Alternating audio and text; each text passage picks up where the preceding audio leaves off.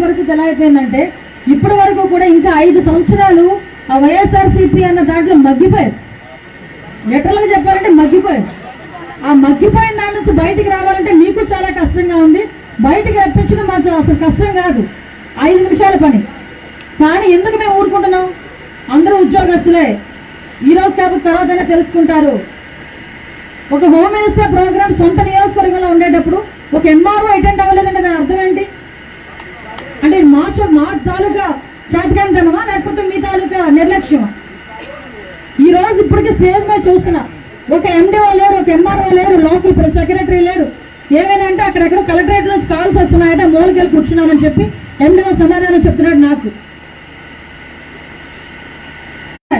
నేను ఇంత పర్టికులర్గా అన్నానంటే మా పరిస్థితి ఎలా ఉంది?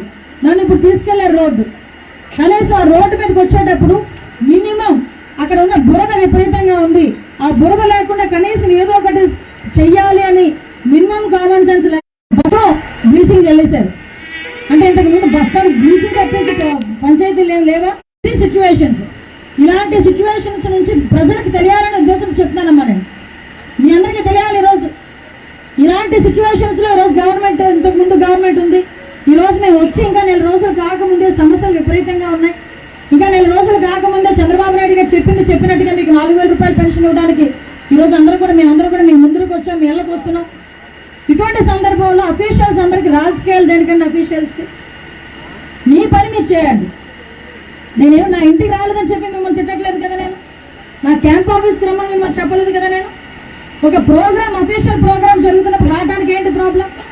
మా పరిస్థితులు ఎలా ఉంటే ఒక సామాన్యం, ఇందాక ఒక డయాలసిస్ పేషెంట్ అట, వాళ్ళ అల్లుడు గురించి వాళ్ళ అత్త ఎంత బాధపడిందో నా దగ్గరకు వచ్చి అడుగుతోంది. అటువంటి సందర్భంలో మీరంటూ పక్కనుంటే వెంటనే వాళ్ళకి ఎండాస్ చేస్తే వాళ్ళకి ఏదో న్యాయం జరుగుతుంది కదా. సామాన్యమైన ప్రజలకు ఒక్కసారి అటు వినండి, ఒకసారి కనీసం న్యాయం జరగలేని పరిస్థితిలో ఉన్నారు ఈరోజు.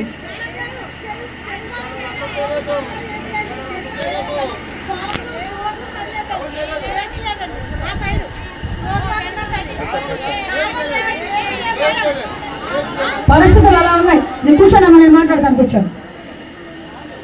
కదిలిస్తే పరిస్థితులు ఎలా ఉన్నాయంటే, పరిస్థితులు ఎలా ఉన్నాయంటే కదిలిస్తే వాళ్ళ కడుపులోని బాధ మనకు తెలియలేదా? 164 సీట్లు వచ్చినప్పుడు అర్థం చేసుకోవాలి. 151 సీట్ల నుంచి 11 సీట్లకు పడిపోయినప్పుడే ఆలోచన చేసుకోవాలి ఆ గవర్నమెంట్ తాలూకు పనితనం ఎలా ఉందని. మళ్ళా తీసుకొచ్చి అలాగే మేము పని చేస్తామంటే ఇక్కడ పని చేయాల్సిన అవసరం లేదు.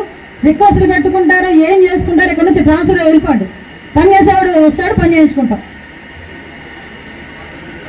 ఒకటి మాత్రం చాలా క్లియర్గా చెప్తున్నానండి, ఈ నియోజకవర్గంలో ఎవరికైనా అధికారులు అందుబాటులో లేకుండా ఉండగలము, మేము ఉండలేము, ప్రజలకు అందుబాటులో ఉండలేము అనుకుంటే కనుక ప్లీజ్ మీకు నమస్కారం, వెళ్ళిపోండి.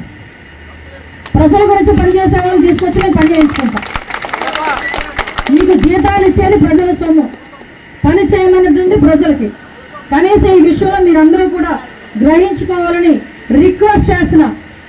మళ్ళీ చెప్తా, రిక్వెస్ట్ చేసినా వినకపోతే పరిస్థితులు వేరేగా ఉంటాయి. అది మాత్రం చాలా క్లియర్గా చెప్తున్నా.